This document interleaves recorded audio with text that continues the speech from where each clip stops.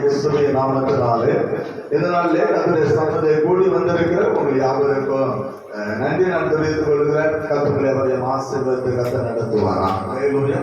ஹல்லேலூயா. கர்த்தருடைய கிருபை நம்மோடு கூட இருக்கிறபடினாலே ஆண்டவருக்கு நன்றி செலுத்துகிறேன். வருகிற நாட்களை கர்த்தர் நமக்கு ஆசீர்வாதமான நாளை கர்த்தர் மாற்றி தருவாராக. வீட்டுக்குள்ள குடும்பம் கடைசி நம்ம ஜெபம். ஹல்லேலூயா. கர்த்தருடைய கரமோடு கூட இருக்கிற கர்த்தர் ஆசீர்வாதத்தை கர்த்தர் நடத்துவாராக. பிரியமானவர்களே, கடந்த நாட்களே ஆண்டவருடைய சாயலை குறித்து நாம் தியானித்துக் கொண்டு இருக்கிறோம். வெளிப்படுத்த விசேஷம் ஆண்டவருடைய சாயல் எப்படிப்பட்டது என்பதை நம்ம காண்பித்துக் கொடுக்கிறது. பிதாவாகிய தேவனுக்கு முன்பாக ஒரு பிரதான ஆசாரியனாய் நிற்கிற ஆண்டவருடைய சாயல் வேறு. பிரியமானவர்களே, நியாய தீர்ப்புக்காக அவர் சிங்காசனத்தில் வீற்றிருக்கிற சாயல் வேறு. ஹல்லேலூயா.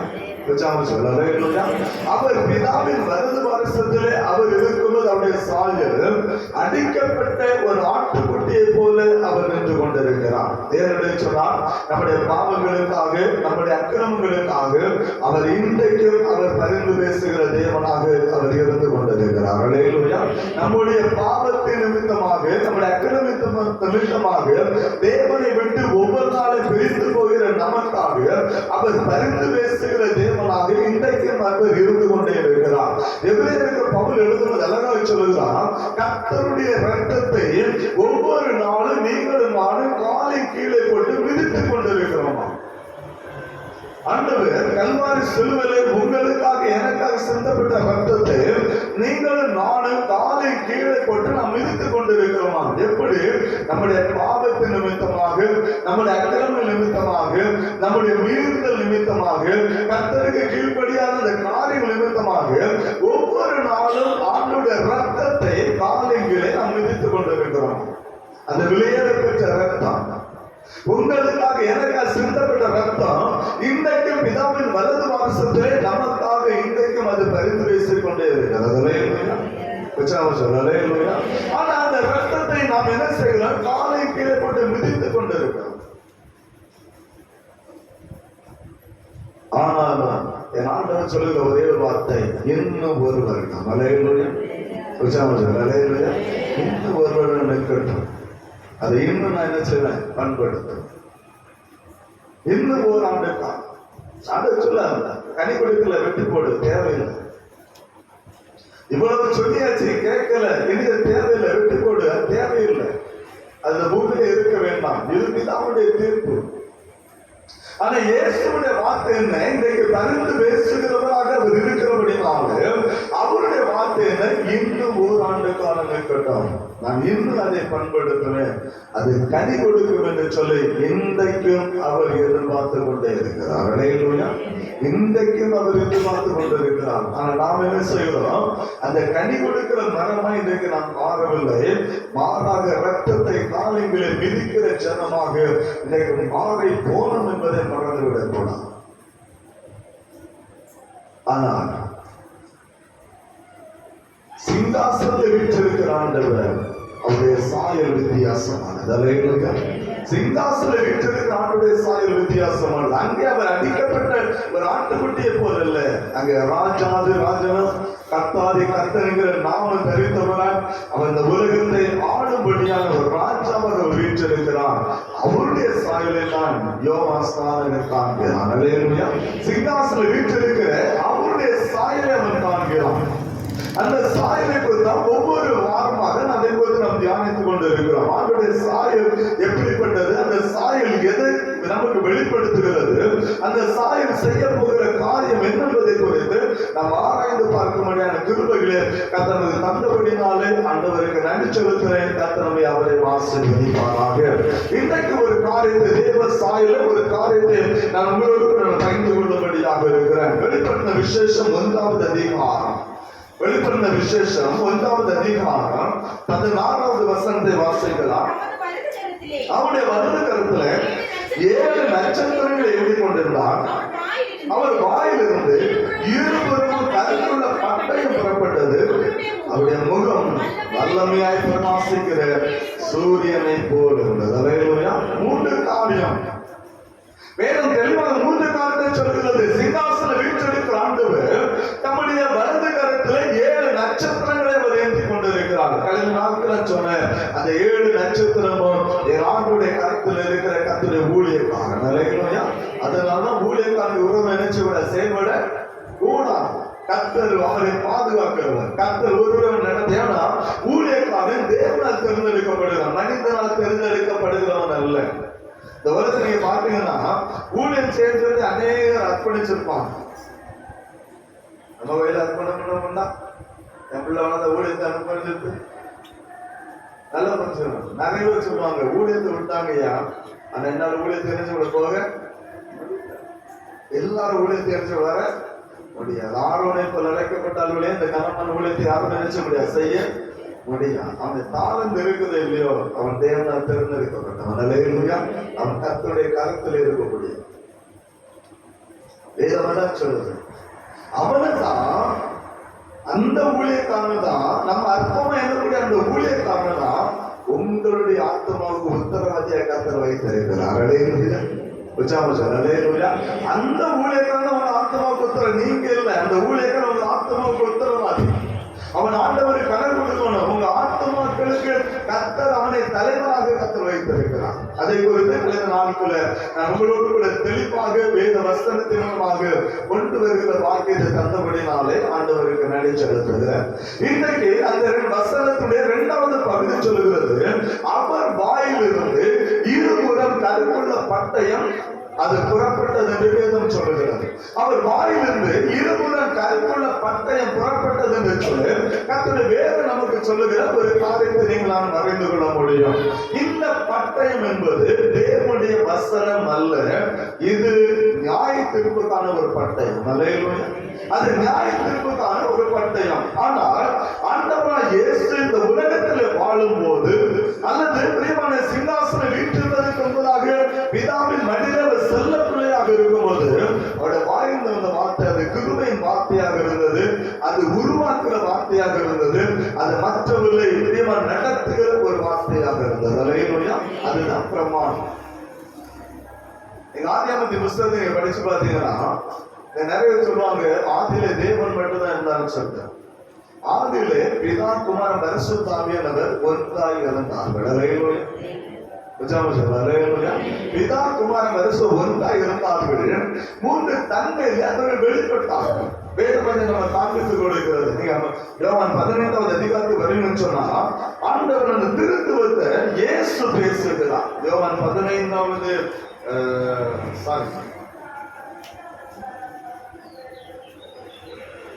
17வது அதிகாரம் 22வது வசனம் சொல்லுகிறது, நாம் ஒன்றாய் இருக்கிறது போல அவர்களும் ஒன்றாய் இருக்கும்படி ஆண்டவர் சொல்றாங்க, நாம் ஒன்றாய் இருக்கிற நாம யாருக்குதான் குமாரன் 3 பேர் ஒன்றா இருக்கிறாங்க. அல்லேலூயா. இயேசு சொன்னார். அதே இயேசு யோவான் 14வது அதிகாரம் நீங்க 23வது வசனத்தை வாசிக்கலாம். இயேசு அவனுக்கு பிரயோஜனமாக ஒருவன் என்னில் அன்பு கூர்ந்தால் அவன் என் வசனத்தை கைக்கொள்வான், அவனை பிதா அன்பா இருக்கும்படி நாங்கள் அவனிடத்தில் வந்து அவனுடைய வாசம் பண்ணுவோம். திருத்துவத்தை ஆண்டவர் வெளிப்படுத்த நாங்கள் ஒன்றாக இருக்கிறோம். பிதாக்குமான பரிசுத்த ஆவியானவர் வல்லமை ஒன்றாக இருக்கிறது.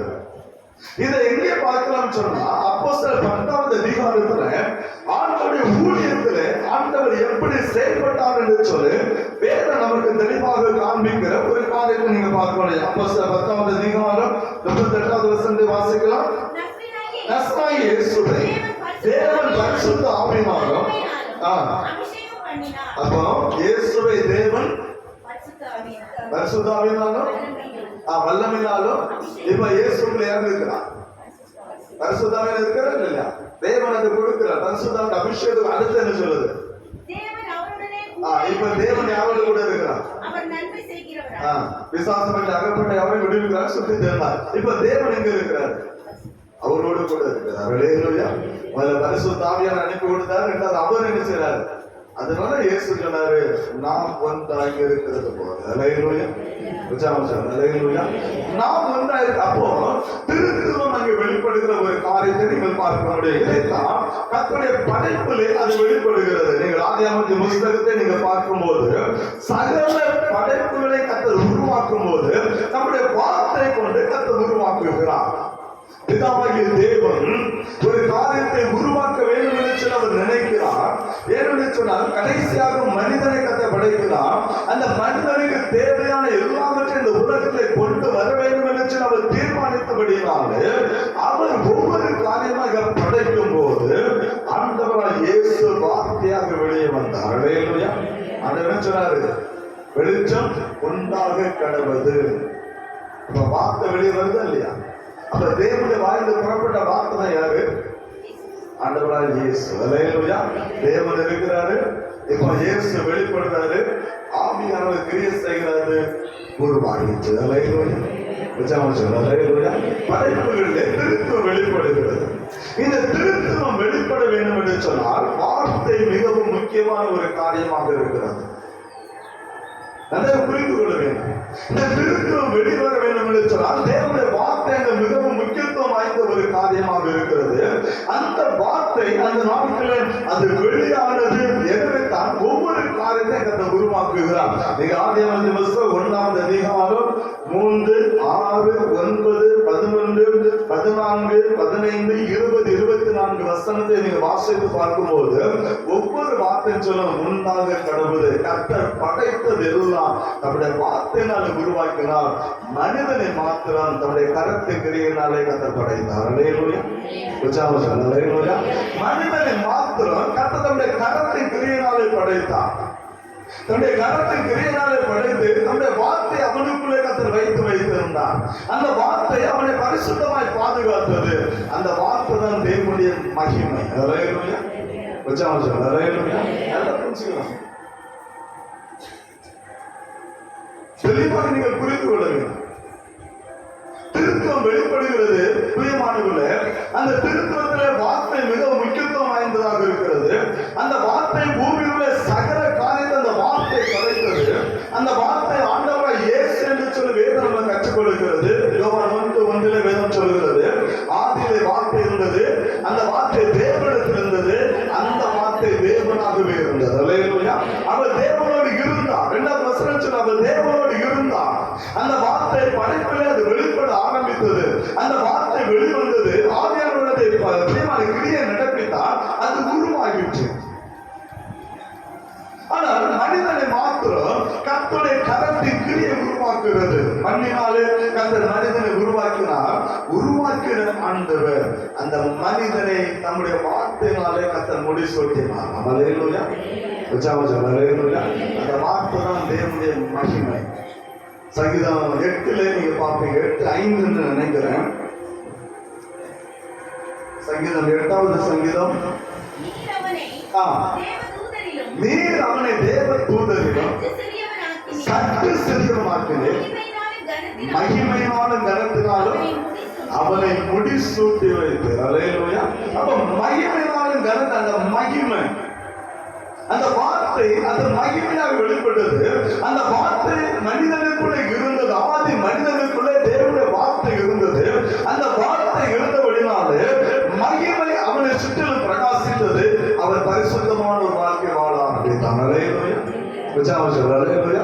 அவர் பரிசுத்தமாய் வாழ்ந்தார். தான் நிர்மாணியாக இருந்தும் அதை அறியாக இருந்தான். அந்த அளவுக்கு பரிசுத்தம். அவ்வளவு பரிசுத்தமாக இருந்தார். ஏன்னா அந்த வார்த்தை அவனுக்குள்ள இருந்துச்சு. தேவனுடைய வார்த்தை இயேசுங்கிற அந்த வார்த்தை அவனுக்குள்ள இருந்தபடினாலே அந்த வார்த்தைங்கிற மகிமை அவனை நிரப்பி வைத்திருந்தபடினாலே பரிசுத்தமான ஒரு வாழ்க்கை வாழ்ந்தான். ஆனா எப்போ பாவம் செய்தானோ அப்பொழுது அந்த மகிமை அவனுக்கு விலகி போயிட்டு. எப்பொழுது பாவம் செய்தான், எப்பொழுது பாவத்துக்கு தன்னை இடம் கொடுத்தானோ அப்பொழுது அந்த மகிமை அவனை விட்டு போயிட்டு. அந்த மகிமை தான் ஒவ்வொரு காலகட்டத்திலும் ஒவ்வொரு இடத்திலும் அந்த வெளிப்பட ஆரம்பித்தது. கடைசியாக யோவான் 1:14 படி அந்த மகிமை இயேசுங்கிற சாயலாக இந்த உலகத்திலே அவதரித்தது. அல்லேலூயா. வாசிக்கலாம். யோவான் 1:14. கிருபையினாலும் சத்தியத்தினால் நிறைந்தவராய் அவருடைய மகிமை கண்டோம். அது பிதாவுக்கு ஏற்ற மகிமைக்கேற்ற பிதாவுடைய குமாரனுக்கு ஏற்ற மகிமை.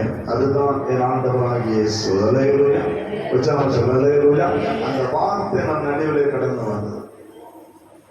தேவனுடைய வாயிலிருந்து புறப்பட்ட அந்த வார்த்தை, தேவனுடைய வாய்க்குள்ள இருந்த அந்த வார்த்தை, பிரியமானவர்களே, சகல படைப்புகளை உருவாக்கிற அந்த வார்த்தை, மனிதனுக்குள்ளே ஆரம்ப காலகட்டத்தில் இருந்த வார்த்தை, அந்த வார்த்தை பாவத்திலிருந்து அந்த வார்த்தை வெளியே போய்விட்டது. மீண்டுமாய் அந்த வார்த்தை பிரியமானவர்களை உருவாக்கும்படியாக, மீண்டுமாய் நாம் இழந்தமான சகலத்தை நாம் சுதந்திரித்துக் கொள்ளும்படியாக அந்த வார்த்தை மாம்சமாக இந்த உலகத்தில் வெளிப்பட்டது. அவர்தான் என் ஆண்டவராகிய இயேசு. அல்லேலூயா. பிரியமானவர்களே, அதைத்தான் நாம் அறிந்து கொள்ள நாம் கடமைப்பட்டவர்களாக இருக்கிறோம். அந்த வார்த்தை இப்பொழுது நம்மை ஆளுகை செய்ய விரும்புகிறது. அந்த வார்த்தை இப்பொழுது நம்மை ஆளுகை செய்ய அது விரும்புகிற ஒரு வார்த்தையாக இருக்கிறது. இது நான் என்ன சொல்லணும்னா, கர்த்தர் உலகத்தை வாழும் போது அவர் எப்படி செயல்பட்டார் என்பதை நாம் புரிந்து கொள்ள வேண்டும். அப்பதான் சிங்காசனத்துக்கு ஆண்டவர் எப்படி செயல்பட போது நம்ம அதை அறிந்து கொள்ள முடியும். அப்ப அந்த உலகத்தை வாழும் போது அந்த வார்த்தை நம்மை ஆளுகை செய்ய விரும்புகிறது. அந்த வார்த்தை தான் கர்த்தருடைய வேதம் என்பதை ஒரு நாள் மறந்து விடக்கூடாது. அல்லேலூயா.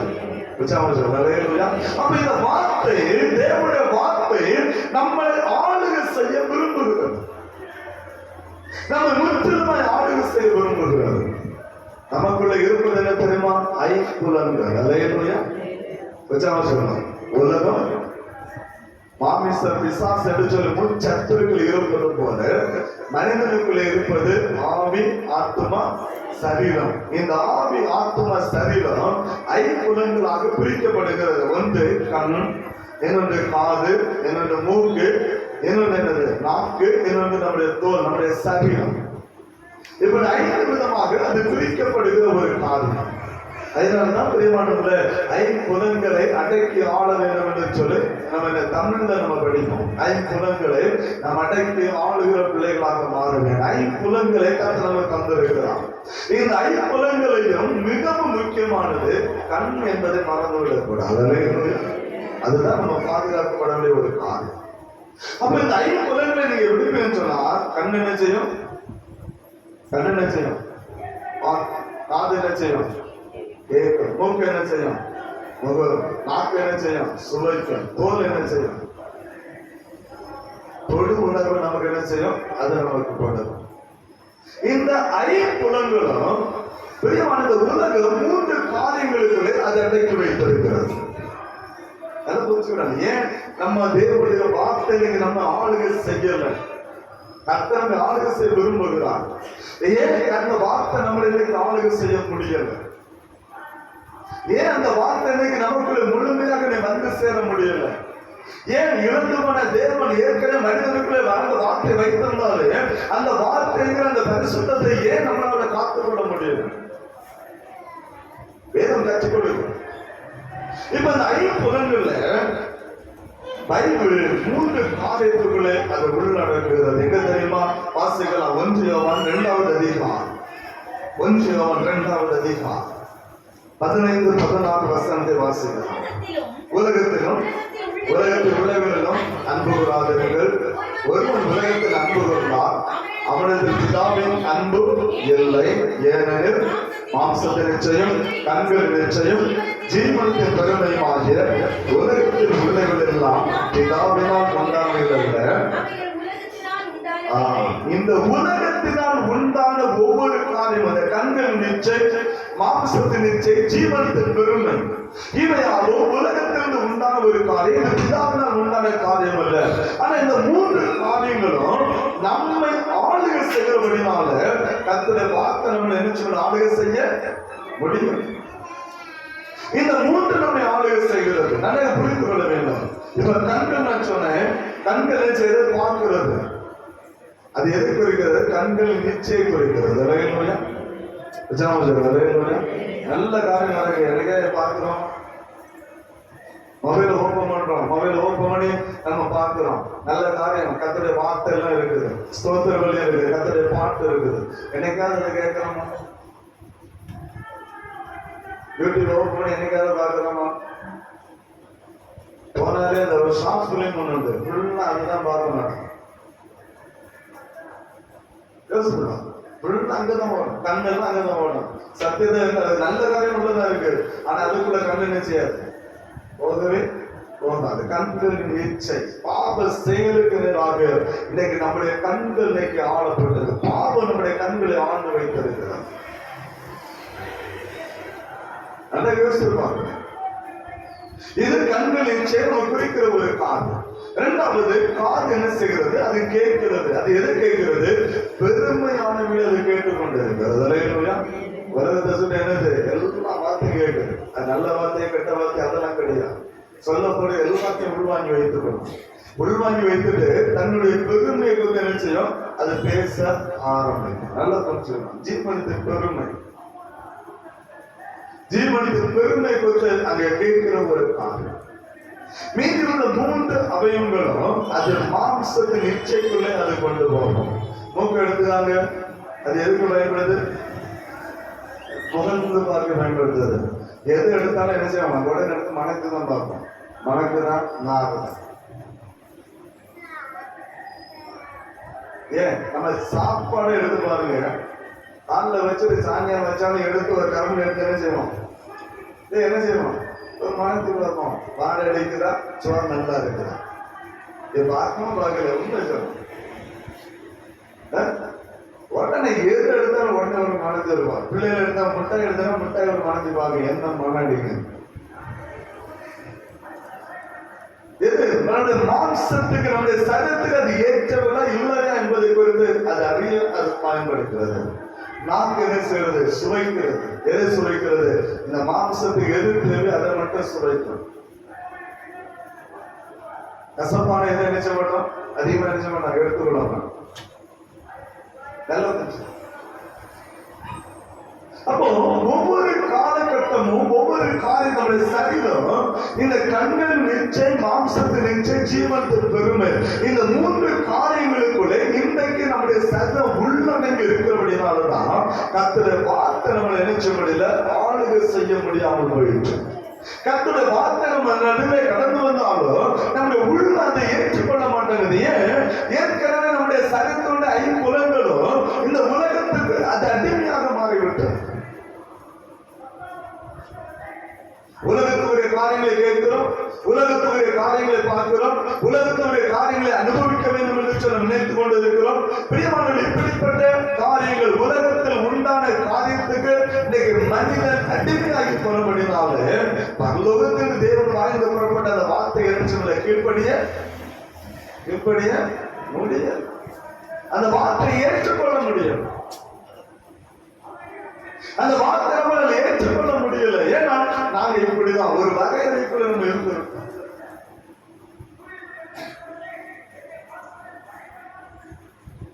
ஆனால் தேவன் நம்மை ஆளுகை செய்ய விரும்புகிறார்.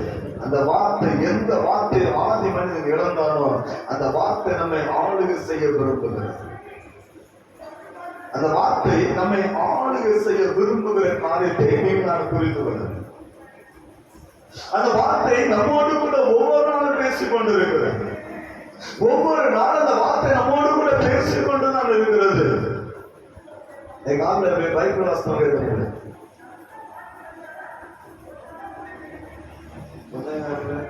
கையை எப்படி தூக்கினாதான் எனக்கு தெரியும், நீங்க எப்படி வச்சிருந்தா எனக்கு தெரியும். அப்போ நீங்க வசந்த வாசிக்க அந்த வசனம் உங்களோடு கூட என்ன செய்யும்? அதுதான் வார்த்தை. நான் சொல்ல ஒவ்வொரு நாள் வார்த்தை பேசிக்கொண்டே இருக்கிறது. ஆனா பேசுகிற வார்த்தை நம்மளால் உட்கொள்ள முடிகிறதா? இல்ல. பேசுகிற வார்த்தை நம்மளால நடந்து கொள்ள முடிகிறதா? இல்லை. ஆனா கர்த்தருடைய ஆள விரும்புகிறார்.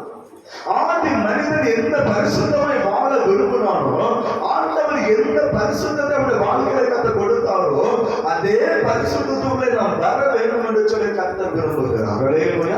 ஆண்டவர் ஒரு இடத்து யாத்திராமன் புஸ்தகம் நினைக்கிறேன், ஒரு இடத்தை எழுதுவாரு, நான் கர்த்தர், நான் பரிசுத்தர் ஆகிய நீங்கள் எனக்கு ஏற்ற பரிசுத்தராய் இருப்பீர்களாக. எனக்கு ஏற்ற பரிசுத்தராய். அப்ப அவரே போல பரிசுத்தமாய் வாழ வேண்டும் என்று சொல்லி கர்த்தர் விரும்புகிறார். அவரை போல பரிசுத்தமா வாழன்னு சொன்னார். கர்த்தருடைய வார்த்தை நம்மை ஆளுகை செய்யும். ஹல்லேலூயா. அப்ப கர்த்தருடைய வார்த்தை ஆளுகை செய்யும் சொன்னா எனக்குள்ள இருக்கிற அந்த கண்ணின் நிச்சை, மாம்சத்தின் நிச்சை, ஜீவனத்தின் பெரும் என்ன விட்டு வெளியே நினைச்சிடும். அது வெளியே போனாதான் வெளியே இருக்கிற கர்த்தருடைய வார்த்தை எனக்குள்ள வர முடியும். ஹல்லேலூயா. அப்ப எனக்குள்ள இருக்கிற அந்த காரியம் வெளியே போனாதான் எனக்கு வெளியே இருக்கிற கர்த்தருடைய வார்த்தை எனக்குள்ளே வர முடியும் என்பதை மறந்து விடக்கூடாது. அப்படியானால் இந்த வசனம் கர்த்தருடைய வார்த்தை நம்முடைய வாழ்க்கையில என்னென்ன கிரியை நடப்பிக்கிறது அது மூன்று காரியத்தை நான் வைக்க விரும்புகிறேன். இந்த வசனம் நம்முடைய வாழ்க்கையில என்னென்ன காரியங்களை நடப்பித்துக் கொண்டிருக்கிறது, என்னென்ன காரியத்தை செய்கிறது. தேவனுடைய வாயிலிருந்து புறப்பட்ட வார்த்தை அல்லவா, கர்த்தருடைய வார்த்தை மாம்சமாக வெளிப்பட்டு நமக்காக ஜீவனை கொடுத்த வார்த்தை அல்லவா. இன்றைக்கு அது ஜீவ வாக்கியமாய் கர்த்தர் வேதாகமத்தில் நமக்கு எழுதி தந்திருக்கிறார் அல்லவா. இந்த வார்த்தை நம்ம அழிவில் செய்ய போகிற கிரியைகள் என்ன? ஒன்று, பிரியமானவர்களே, நம்மை பக்தி விருத்திக்கு நேராக கொண்டு போவது இந்த தேவனுடைய வார்த்தை. நம்மை பக்தி விருத்திக்கு நேராக இந்த வார்த்தை நம்மை கொண்டு போகிறது. வாசிக்கலாம் எபிரேயர் 4வது அதிகாரம், எபிரேயர் 4வது அதிகாரம் 12வது வசனத்தை வாசிக்கலாம். தேவனுடைய வார்த்தையானது அது ஜீவனும் அது வல்லமையும் உள்ளதாக இருக்கிறது. கருப்புள்ள எந்த பட்டயத்திலும் கருத்தானதாயும் ஆத்துமாவையும் ஆவியையும் அணுக்களையும் பூனையும் பிரிக்கத்தக்க அது உருவ கொத்துகிறதாயும் இருதயத்தின் நினைவுகளையும் யோசனைகளையும் அது வகை அவிழ்கிறதாயும் இருக்கிறது. ஏன்னு சொன்னா நம்முடைய ஆத்துமா பிரியமானவர்களே அது நம்மை ஆளுகை செய்கிற ஒரு காரியமாக இருக்கிறது. ஆனா நமக்குள்ள இருக்கிற ஆவி மட்டும்தான் நம்மை தேவனோடு இணைக்கிற ஒரு பாதமாக இருக்கிறது. அதனால நம்ம என்ன செய்வாங்க, மற்ற ஆராதனைக்குள்ள போனீங்கன்னா வச்சுவாங்க ஆவியில் நிறைந்து ஜெபம் பண்ணுங்க. கேள்விப்பட்டிருக்கீங்களா? கேள்விப்பட்டிருக்கீங்களா? ஆவியில் நிறைந்து ஜெபம் பண்ணுங்க, ஆவியின் அபிஷேகத்தோடு ஜெபம் பண்ணுங்க, ஆவிக்குரிய சபை சொல்றாங்களா இல்லையா? சொல்றாங்களா இல்லையா? அது எங்க வந்தது? நம்முடைய ஆவி மட்டும்தான் தேவனோடு பேசுகிற ஒரு காரியமாக இருக்கு. நம்முடைய ஆவி மட்டும்தான் தேவனோடு. எனவே தான் அந்த ஆவியை பிதாவுடைய கருத்தில் இயேசு செய்தார். அவர் ஒப்புக்கொண்டார். அவர் ஆத்மா விட்டு கொடுத்த அந்த விதம் சொல்லலை, தன்னுடைய ஆவி விட்டேன். அதுதான் தேவன் தந்த ஆவி.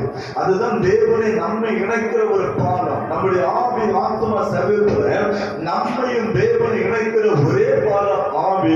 இந்த சரீரத்தை ஆளுகை செய்வது ஆத்மா. எனவே ஆத்மா நம்முடைய உணர்வுகளுக்கு அது இடம் கொடுக்கும். நம்முடைய ஆத்மா நம்முடைய உணர்வுகளுக்கு அது இடம் கொடுக்கும். அதுல 3 விதமான பாவ இச்சைகளுக்கு எதிராக நம்முடைய சரீரத்தை உட்படுத்துகிற ஒரு காரியமாக இருக்கும். ஆனா நமக்குள்ள இருக்கிற ஆவிதான் நம்மை தேவனோடு இணைக்கிற ஒரு காரியமாக இருக்கும். எது நம்மை ஆளுகை செய்ய அர்ப்பணிக்கிறோமோ அதன்படியே நம்முடைய சரீரம் செயல்பட ஆரம்பிக்கும். எதற்கு நம்மை அர்ப்பணிக்கிறோமோ அதன்படியே நம்முடைய சரீரம் செயல்பட ஆரம்பிக்கும். நம்முடைய ஆவியில நான் ஆண்டவரோடு கூட தொடர்பு கொள்ள நான் நினைத்தேன் என்று சொன்னால் என்னுடைய சரீரமும் தேவனோடு தொடர்பு கொள்ள அது ஒத்துழைக்கும். நான் முழங்கால் போட்டு ஜெபம் பண்ண என் ஆவியில நினைக்கிறேன், ஆண்டவரே நான் முழங்கால் போட்டு ஜெபம் பண்ண. என் சரீரம் முழங்கால் போடுதா இல்லையா?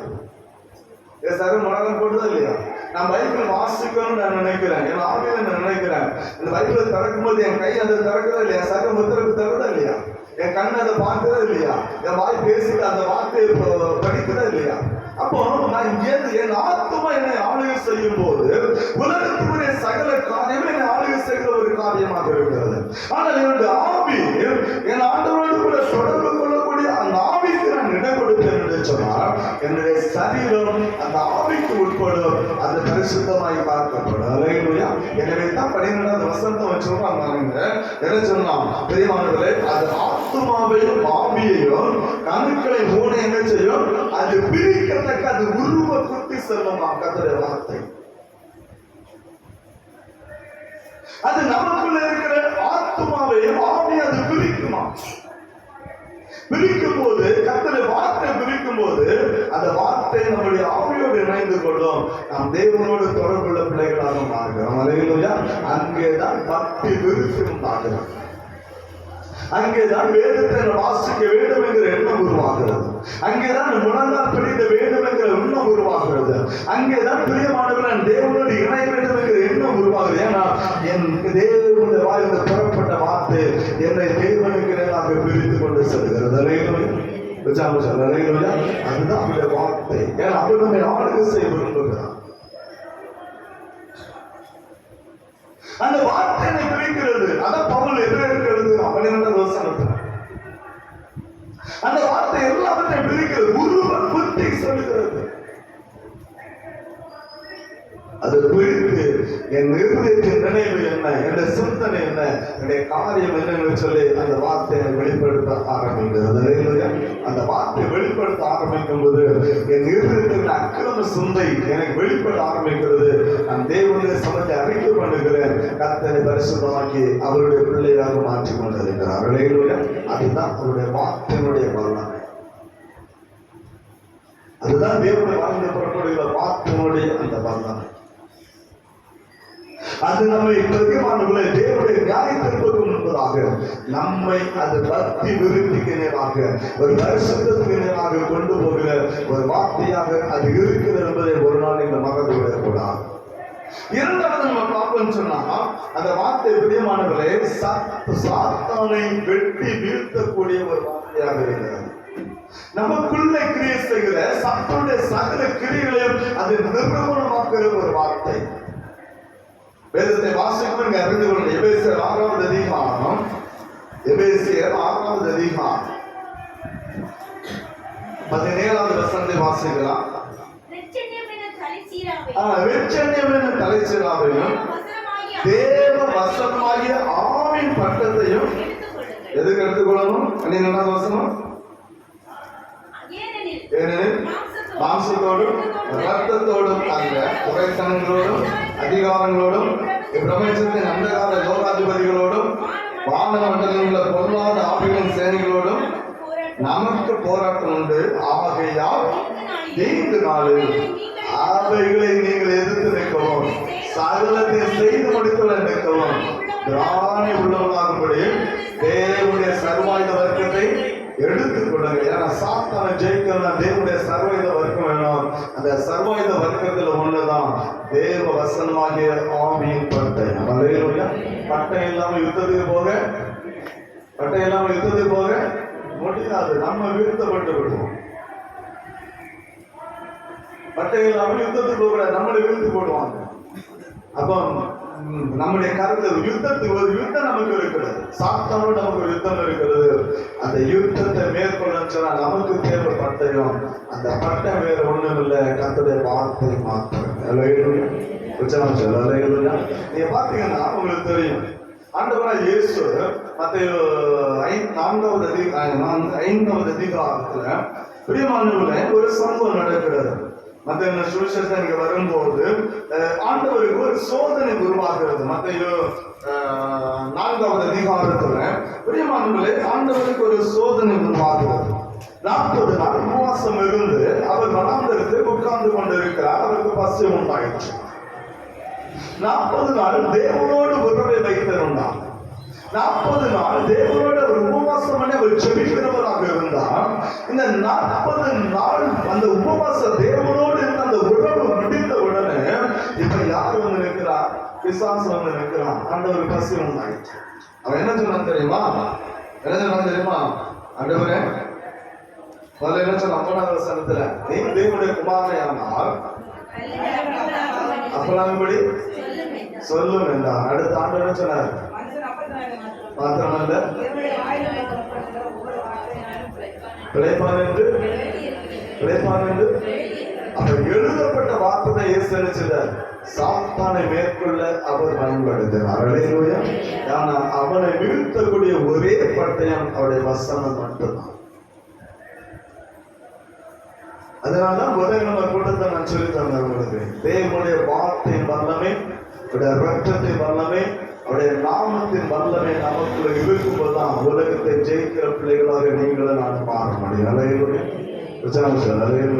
அப்போ சாத்தானை வீழ்த்த இயேசு பயன்படுத்துறது தேவனுடைய வார்த்தை, எழுதப்பட்ட வார்த்தையை பயன்படுத்துகிறார். எழுதப்பட்ட வார்த்தை அவர் பயன்படுத்தி இருப்பாங்க. ரெண்டாவது நீங்க பாத்தீங்கன்னா நீங்க அறிந்து கொள்ள முடியும். 6வது வசனத்தை வாசிக்கலாம். நீங்க தேவனுடைய குமாரனையானா காலத்துதியும் ஏனெனில் நம்முடைய தூதர்களுக்கு உண்மை கொடுத்து கட்டளையிடுவார், அது பாதம் கல்வியிடுவார். அது இவர் சாத்தான் என்ன செய்யலாம்? எழுதப்பட்ட வார்த்தை தான் பயன்படுத்தணும். அல்லேலூயா. ஏன்னா நம்ம விட அதிகமா வசனம் தெரிஞ்சது யாரு? அவங்க தான் தெரியும். ஏன்னா பரலோகத்தில் இருந்தவன் தேவனுடைய சகல ரகசியம் அறிந்தவன் யாரு? சாத்தான். பரலோக ராஜ்யத்துல சகல ரகசியம் அவனுக்கு தெரியும். தேவன் என்ன செய்வார்னு சொல்லி அவனுக்கு தெரியும். எனவேதான் அவனு எதை பயன்படுத்துறான்? வார்த்தை பயன்படுத்தும். அவனும் தேவனுடைய வார்த்தை பயன்படுத்தி நீங்களாம் அறிந்து கொள்ளப்படும். ஆனா அவனை ஜெயிக்க என் ஆண்டவரால் இயேசுவும் எழுதப்பட்ட வார்த்தை 7வது வசனத்துல எழுதப்பட்ட வார்த்தை அவர் பயன்படுத்துகிறார். உன் தேவனாய கர்த்தரை பரீட்சை பழம் என்று எழுதியிருக்கிறது. எழுதப்பட்ட வார்த்தை அவர் பயன்படுத்துகிறார். அடுத்து நம்ம பார்ப்போம் சொன்னா தேவாலயத்தின் உப்பரிகளை ஆண்டவரை கொண்டு போய் விடுகிறான். இப்பொழுது தேவனுடைய வார்த்தை அவன் பயன்படுத்த முடியல. ஏன்னா ஒரு தடவை பயன்படுத்தினான், ஆண்டவருடைய வார்த்தையால மேற்கொள்ள ஆரம்பிக்கிறான். அடுத்த தேவாலயத்தின் உப்பரிகளை கொண்டு போய் உலகம் முழுவதை காண்பித்து கொடுக்கிறான். உலகம் முழுவதை காண்பித்தவன் சொன்னா, நீர் என் பாதத்துல விழுந்தா, என்னை பணிந்தா எல்லாவற்றையும் உனக்கு தருவேன்னு சொன்னான். ஆண்டவர் என்ன சொன்னார் தெரியுமா? 10வது வசனத்துல அப்பாலே சாத்தானே கனிந்து கொண்டு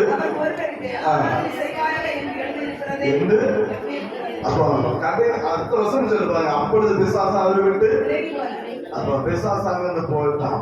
இப்ப நமக்கு ஒரு பெரிய யுத்தம் நடக்கிறது.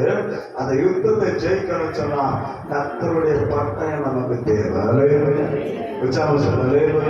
எழுதப்பட்ட வார்த்தை இல்லாம நீங்க சாத்தானை மேற்கொள்ள முடியும். முதல்ல அந்த வசனம் நம்ம பக்தி விருத்தினரை கொண்டு போகிறது. இரண்டாவது நமக்கு விரோதமாக எழுப்புகிற ஆயுதங்களை அது நிர்மூலமாக்குகிறது.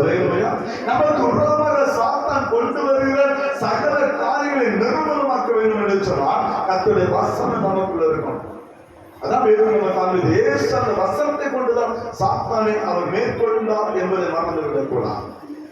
மூன்றாவதாக கர்த்தருடைய வசனம் எதுக்குன்னு சொன்னா பிரியமானவர்களே, அது நம்மை ஆட்சி தேற்றி அது அரவணைக்கும்படியாக அது நமக்கு பிரயோஜனம் உள்ளதாக இருக்கிறது.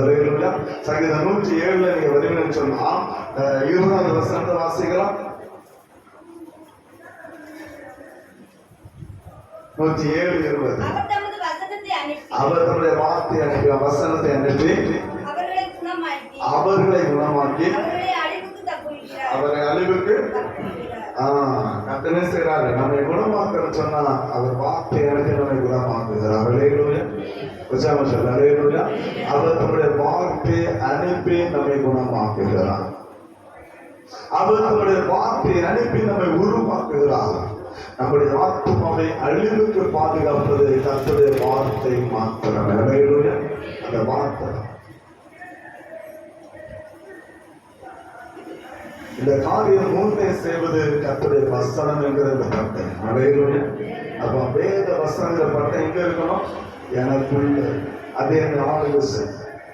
அது என்னை ஆளுகை செய்யணும்னு சொன்னா எனக்குள்ள இருக்கிற பிரியமானவர்களே கண்கள் நிச்சயம் மாம்சத்துக்கு ஜீவனத்தை பெருமையோட என்ன வெளியே போகணும். அந்த மூணை நான் மேற்கொண்டால்தான் கர்த்தருடைய வசனம் எனக்குள்ளே வந்து சேரும். அந்த வசனம் அவ எல்லாத்தையும் நம்முடைய நீக்காது வல்லை உள்ளதாக இருக்கிறது. ஆனா இப்ப அப்படி இல்லை. இப்ப சிங்காசன வீற்றிருக்கிற ஆண்டவரை பார்க்கலாம். வேதம் சொல்கிறது அவர் வாயிலிருந்து இருபுற கருக்குள்ள பட்டயம் தரப்பட்டது. இது வசனம் அல்ல, இது வசனம் அல்ல, இது தேவனுடைய வாயில் புறப்படுகிற ஒரு விதமான பட்டயம். அது எதுக்காக புறப்படுறது தெரியுமா? வெளிப்பட விசேஷத்தை தெரிந்து கொள்ளலாம். அவர் வாய்ந்த புறப்படுகிற பட்டயம் செய்கிற காரியம் வெளிப்படுத்த விசேஷம் 19வது அதிகாரம் 15வது வசனத்தை வாசிக்கிறோம். புற ஜாதிகளை வெட்டும்படிக்கு அவருடைய வாயிலிருந்து கூர்மையான பட்டயம் புறப்படுகிறது. இருப்பு போனால் அவர்களை அரசாளுவார். அவர் சர்வ வல்லமையுள்ள தேவனுடைய மதுவுள்ள ஆலயம் இருக்கிறார். ராஜாதி ராஜா கர்த்தாதி கர்த்தர் என்றும் நாமும் அவருடைய வஸ்திரத்தின் மேலும் அவருடைய தொடையின் மேலும் எழுதப்பட்டிருந்தது. கர்த்தருடைய வார்த்தை பிரியமான புறச்சாதிகளை வெட்டும்படியாக அவருடைய வாயிலிருந்து கூர்மையான பட்டயம் வெளிப்படுகிறது. புறச்சாதிகளை நிர்மூலமாக்கும்படியாக, கர்த்தரை வணங்காத ஜனங்களை நிர்மூலமாக்கும்படியாக, கர்த்தரை அவமதிக்கிற ஜனங்களை நிர்மூலமாக்கும்படியாக, கர்த்தருடைய சமூகத்தை அற்பமாய் எண்ணுகிற ஜனங்களை நிர்மூலமாக்கும்படியாக கர்த்தருடைய வாயிலிருந்து பட்டயம் புறப்படுது. ஏன்னு சொன்னா இப்ப அவர் ராஜாதி ராஜனை கர்த்தாதி கர்த்தகிற நாமத்தை தரித்தவனாக இப்பொழுது சிங்காசனத்தில் வீற்றிருக்கிறார். அந்த தரிசனத்தை நாம் பார்க்கலாம். அந்த சாயலை நாம் பார்க்கலாம். அவர் வாயிலிருந்து இருபுற கருப்புல பட்டயம், அது புறச்சாதிகள் அதை வெட்டுகிற ஒரு பட்டயம் என்பதை நீங்கள் நான் மறந்து விடுகிறேன். நீங்க 19 படிச்சு பாத்தீங்கன்னா, நீங்க முழுவதும் வீட்டுல படிச்சு பாத்தீங்கன்னா உங்களுக்கு தெரியும். கீழே வரும்போது பிரியமான வார்த்தை என்ன செய்ய தெரியுமா? 19வது வசனத்தை வாசிக்கலாம். பின்பு மிருகமும் பூமியின் ராஜாக்களும் சேனைகளும் குதிரை மேல் ஏறி இருக்கிறவர்களும் அவருடைய சேனையோடும் யுத்தம் பண்ணும்படி வரக்கின்றேன். அப்பொழுது மிருகம் பிடிப்பட்டது. மிருகத்துக்கு முன்பதாக அற்புதங்களையும் நரித்தவர்களையும் அது விற்கிறது அந்த சொற்பத்தை வணங்கினவர்களையும் மோசம் போக்குற நல்ல தீர்க்கதரிசி கூட பிடிக்கப்பட்டான். இருவரும் அந்தமும் அக்கியமும் கடலிலே உயிரோடு தள்ளப்பட்டார்கள். மற்றவர்கள் குதிரையின் மேல் ஏறினவருடைய வாயிலிருந்து புறப்பட்ட பட்டயத்தால் கொல்லப்பட்டார்கள். அவருடைய மாம்சத்தினால் மரங்கள் யாவும் தெரிந்து விளங்கின. மீதியும் தான் அந்த உலகம் பிரியமான தேவனுடைய வார்த்தை எதிர்த்து நிற்கிற உலகம், அதை கர்த்தருடைய வார்த்தை ஏற்றுக்கொள்ளாத ஒரு உலகம். எனவே தான் அவர் வாயிலிருந்து புறப்பட்ட வார்த்தை முழு உலகத்தை ஆய்ந்திருக்கிற வார்த்தையாக புறப்பட்டு வந்தது. அது கள்ளத்திற்கு திசையும் அந்தி கிறிஸ்துவையும் பிரியமான மிருகம் அந்தி கிறிஸ்து ரெண்டுமையும் அக்கினி கடலில் தள்ளி போட்டான். அவரோடு கூட சேனைகள் அல்லது அவருடைய ஆவிக்கு அடிமைப்பட்ட புறச்சாதிகள் எல்லாரும் அவருடைய வாயின் பட்டயத்தினாலே அவர்கள் கொல்லப்பட்டார்கள். எனவே தான் பிரியமானவர் அவர் வாயிலிருந்து அந்த பட்டையை புறப்படுவது என்பதாக இந்த பட்டை நமக்குள்ள இருக்குமானால் அந்த பட்டயத்தை நான் தப்பித்துக் கொள்ள முடியும். ஆராதிக்கிற பிள்ளைகளாக கிறிஸ்தவங்கிற நாம தரித்திருக்கலாம். ஆனா இந்த பட்டயத்துக்கு நம்ம அடிப்படையில் சொன்னா நீங்களும் நான் புறச்சாதிகளே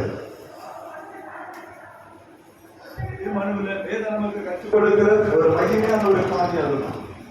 இந்த வசனத்தை நீங்கள் ஏற்றுக்கொள்ளவில்லை என்று சொன்னால் நீங்களும் நான் புறச்சாதிகளை நம்ம சொல்ல கிறிஸ்தவன் சொல்ல இல்ல வேதம் ஏற்றுக்கொள்ளலாம்.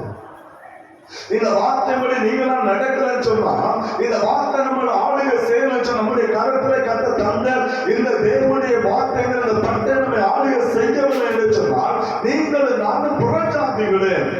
கர்த்தருடைய மகிமையான வருகை நாட்கள்ல அவருடைய வாயிலிருந்து புறப்பட்ட வார்த்தை நம்மை அழித்து போடும். அந்த பட்டயத்தை தப்புன்னு சொன்னா இந்த பட்டயத்தை நம் உள்ளத்திலே நாம் ஏற்றுக்கொள்கிற பிள்ளைகளாக இந்த பட்டயத்தை படி வாழ கற்றுக்கொள்ளணும். இந்த பட்டை என்ன சொல்லுகிறதோ அதற்கு நாம் கீழ்ப்படுகிறோம். ஏன்னா இந்த வசனம் இந்த வார்த்தை நம்மை ஆளுகை செய்ய விரும்புகிறது. அதான் ஆண்டவராகிய அவர் நம்மை ஆளுகை செய்ய விரும்புகிறார். அந்த ஆளுகைக்கு நம்ம உட்படுத்தோம். இந்த உலகத்துல இந்த வசனம் என்கிற ஆளுகைக்கு நம்ம உட்படுத்தோம் என்று சொன்னால் மகிமன் ராஜாவுடைய ஆளுகைக்கு நீங்கள் நான் தகுதி உள்ளவர்களாக மாற முடியும்.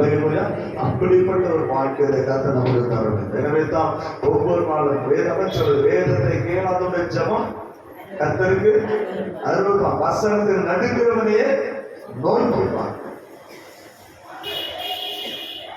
வேதத்தை கேளாம 364 ஜபம் பண்ணாலும் அது கத்தர் தூக்கி தூர போயிட்டே இருப்பாங்க. ஆனா வசனத்தை நடுங்கி இருக்க ஒரு மணி நேரம் ஜெபம் பண்ணாலும் அந்த ஒரு மணி நேரம் ஜெபத்துக்கு பதில் உண்டு. அதுதான் வசனம். அவர் வாயிலிருந்து புறப்பட்ட வார்த்தை. எனவே பிரியமானவர்களே, கர்த்தர் இன்றைக்கு அவர் பிரியமானவர்களை பரிந்து பேசுகிற ஒரு ஆள் இன்றைக்கு இருந்து கொண்டிருக்கிறார். அவர் இருந்து கொண்டு எந்த நாட்கள் நமக்காக பரிந்து பேசுகிற நாட்கள கர்த்தர் நம்முடைய கருத்தை தந்த இந்த வார்த்தைக்கு நாம் கீழ்ப்படியும் என்று சொன்னார். அவர் சிங்காசன வீற்றிருக்கும் போது அவரோடு கூட நாமும் ஆளுகை செய்வோம். இல்லை என்று சொன்னால் அவர் வாழ்ந்து புறப்படுகிற வார்த்தை நம்ம ஞாயிறு சாய். எனவே வாழ்கிற வாழ்க்கை எப்படிப்பட்டதை நாம் ஆராய்ந்து பார்க்க வேண்டும். இந்த உலகத்தில் வாழ்கிற வாழ்க்கை யாருக்கு எப்படி நான் வாழுகிறேன்?